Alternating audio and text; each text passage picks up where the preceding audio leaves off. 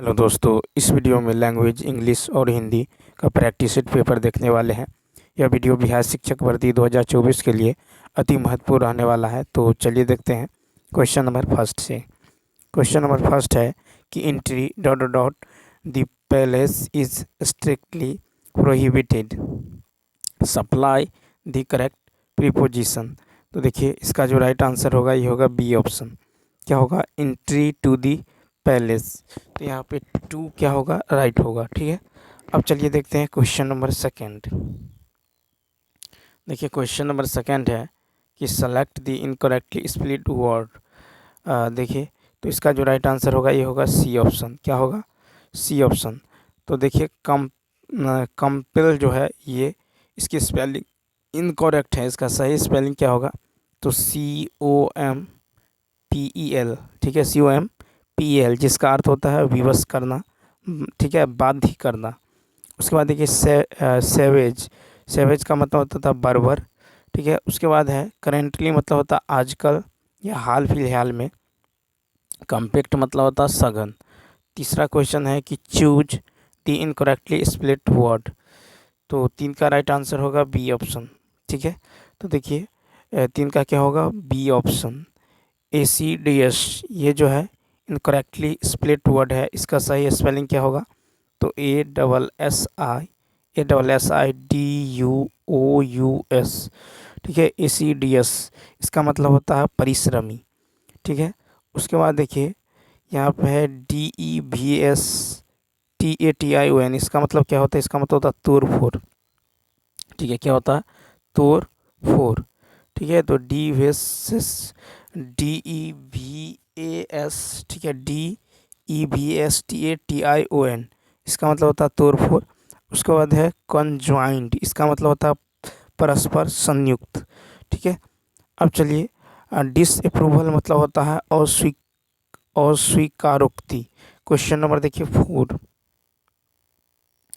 Question number देखिए 4 है कि if Sunday is the zero day, the third day from Sunday will be. अब देखिए इसका जो राइट आंसर होगा ये होगा, क्या होगा? तो सी ऑप्शन होगा। ठीक है, यानी if Sunday is the zero day, the third day from Sunday will be Wednesday. ठीक है, तो इसका जो है क्या होगा? तो इसका राइट आंसर क्या होगा? C option. ठीक है, अब चलिए क्वेश्चन नंबर देखते हैं 5। कहता है this is available pan India, the word pans can be replaced bye.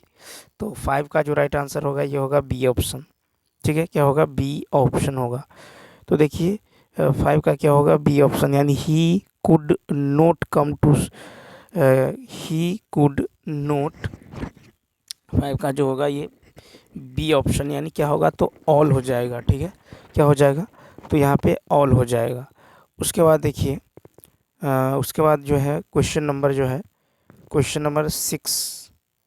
Question number 6 है, क्वेश्चन नंबर 6 है कि adept skilled in the same way sufficient.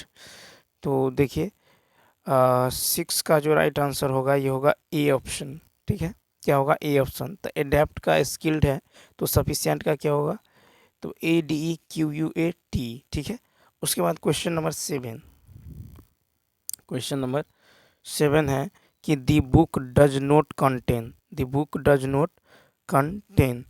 तो इसका राइट आंसर क्या होगा 7 का? तो 7 का होगा सी ऑप्शन। क्या होगा? 7 का सी ऑप्शन, यानी CHIPS, चिप्स। तो देखिए लिटिल फ्रीडम का आशय है कि कम आज़ादी मिलना। ठीक है, इसके लिए जो है विकल्प जो है, ठीक है, इसके लिए जो है सी ऑप्शन क्या होगा? राइट होगा। क्वेश्चन नंबर देखिए क्वेश्चन नंबर 8। ठीक है, क्वेश्चन नंबर 8 है कि choose the most suitable English translation. तो जैसे मैं पढ़ चुका होऊंगा, तो 8 का जो राइट आंसर होगा ये होगा बी ऑप्शन। क्या होगा? B option, I shall have read. ठीक है, तो इसका बी ऑप्शन क्या होगा? राइट होगा। ठीक है, अब चलिए देखते हैं क्वेश्चन नंबर 9। ठीक है, इसका बी ऑप्शन क्वेश्चन नंबर 9। अब देखिए यहाँ से हिंदी शुरू होता है। तो कहता है कि रहीमन जो गति दीप की कुल कपूत गति सोई। ठीक है, 12 उजियारे ला गई, बड़े अंधेरे हुई में अंधकार है। तो देखिए 9 का होगा सी ऑप्शन, यानी श्लेष। क्या है? श्लेष। क्वेश्चन नंबर देखिए श्लेष अलंकार। क्वेश्चन नंबर है देखिए प्रस्तुत पंक्ति में श्लेष अलंकार है जो शब्दालंकार ही एक भेद है। जहाँ किसी शब्द का अनेक अर्थों में एक ही बार उपयोग हो वहाँ श्लेष अलंकार होता है। कहता है संदेश सनी मधुबन कूप भरे में अलंकार है। तो 10 का होगा बी ऑप्शन, अतिशयोक्ति। संदेश सनी मधुबन कूप भरे में अतिशयोक्ति अलंकार है जो अर्धालंकार का ही एक भेद है। अब देखिए क्वेश्चन नंबर 11 है कि तत्सम शब्द का चयन करें। तो 11 का होगा सी ऑप्शन, यानी भाग्य। तो भाग्य शब्द तत्सम है, भाग्य का तद्भव भाग है, चौथा का तत्सम चतुर्थ है। अब देखिए क्वेश्चन नंबर 12। क्वेश्चन नंबर 12 है कि तद्भव शब्द का चयन कीजिए। तो 12 का होगा बी ऑप्शन, यानी क्या होगा? तो तिनका शब्द जो है तद्भव है, अन्य तत्सम शब्द है। ठीक है। 13 नंबर है कि उत्साह का विलोम शब्द है। तो बी ऑप्शन। तो देखिए उत्साह का विलोम है निरुत्साह। ठीक है। 14 है कि दुराचार का विलोम शब्द। तो दुराचार का क्या होगा? सदाचार, यानी बी ऑप्शन। ठीक है। दुराचार का विलोम क्या होगा? सदाचार। ठीक है। अब क्वेश्चन नंबर 15 देखिए। क्वेश्चन नंबर 15 है कि शुद्ध वर्तनी का चयन करें। ठीक है। तो 15 का क्या होगा? सी ऑप्शन, यानी क्लेश। ठीक है। शुद्ध वर्तनी क्या है? तो क्लेश है। ठीक है। उसके बाद 16 नंबर देखिए, कहता वर्तनी की दृष्टि से अशुद्ध शब्द चिन्हित कीजिए। तो 16 का क्या होगा? तो 16 का होगा बी ऑप्शन। ठीक है। क्या होगा? B option. तो देखिए वर्तनी की शब्द से अशुद्ध है ग्रहिणी। ठीक है। शुद्ध वर्तनी क्या होगा? तो गृहिणी होगा। ठीक है।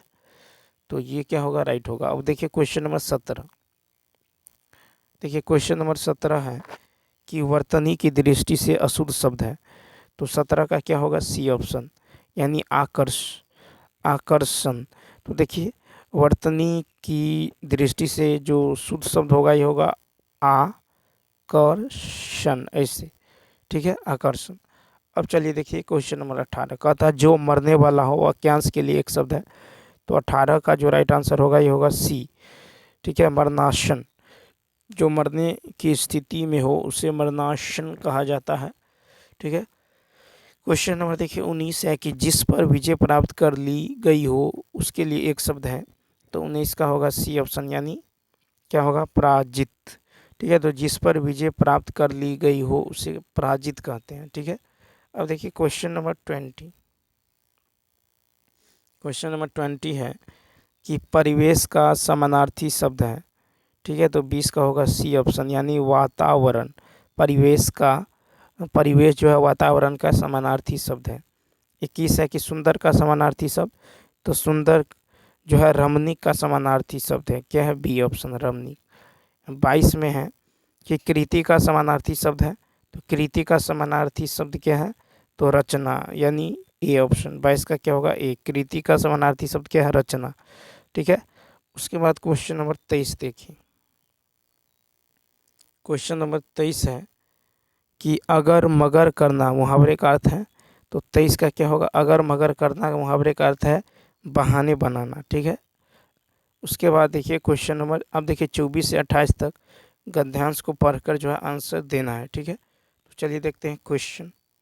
देखिए क्वेश्चन नंबर 24 है कि मनुष्य का भाग्य कैसे बनता है। ठीक है। मनुष्य का भाग कैसे बनता है। तो देखिए यहाँ पे पैसेज दिया गया है। तो देखिए कि परिश्रमी व्यक्ति को असफल हो जाने पर पश्चाताप नहीं होता, उसके मन में इतना संतोष तो अवश्य रहता है कि उसमें जितनी सामर्थ्य थी उसने उतना प्रयत्न किया है। फल देना या न देना तो ईश्वर के अधीन है। मानव का कर्तव्य केवल कार्य करना है। ठीक है। मानव का कर्तव्य केवल कार्य करना है। इसके विपरीत आलसी व्यक्ति किसी कार्य की असफलता पर उसका दोष भाग्य को देते हैं। प्रश्न यह है कि भाग्य क्या है? किसी ने सोचा ही नहीं। कहा है कि मनुष्य का भाग्य जो है भी परिश्रम से ही बनता है। ठीक है। परिश्रम से ही बनता है। तो यहाँ पे देखिए कहता मनुष्य का भाग कैसे बनता है? तो परिश्रम करने से, यानी सी ऑप्शन। तो 24 का क्या होगा? राइट आंसर सी होगा। ठीक है। उसी प्रकार देखिए 25। क्वेश्चन नंबर 25 है कि आलसी व्यक्ति अपनी असफलता का दोष जो है किसे देता है, तो 25 का ए यानी भाग्य को। फिर नेक्स्ट है कि प्रकृति किसका सम्मान करती है, तो देखिए प्रकृति जो है किसका सम्मान करती है, तो ये करती है पुरुषार्थ के बल का। ठीक है। क्वेश्चन नंबर 27 है कि किस व्यक्ति को असफल हो जाने पर भी पश्चाताप नहीं होता। ठीक है, तो 27 का होगा ए ऑप्शन यानी परिश्रमी व्यक्ति। ठीक है। क्वेश्चन नंबर देखिए 28 है कि किसी भी लक्षण की प्राप्ति के लिए किया गया श्रम है, तो 28 का क्या होगा बी ऑप्शन यानी क्या है तप है। किसी भी लक्ष्य की प्राप्ति के लिए किया गया श्रम तप है। 29 है कि कौन सा तद्भव शब्द नहीं है, तद्भव शब्द नहीं है तो ए ऑप्शन निष्ठुर। ठीक है, तो निष्ठुर तद्भव शब्द नहीं है, निष्ठुर तत्सम शब्द, निष्ठुर का तद्भव रूप निठुर होगा। ठीक है, निठुर जो है का तत्सम शब्द जो है निर्दर होगा और नया का तत्सम शब्द नवीन होगा। नेक्स्ट है कि कौन सा शब्द जो है कानन का पर्यायवाची है, तो देखिए 30 का होगा ई ऑप्शन। ठीक है, तो देखिए कानन जो है, कानन का पर्यायवाची शब्द वन होगा, मधुकर का पर्यायवाची शब्द भौरा।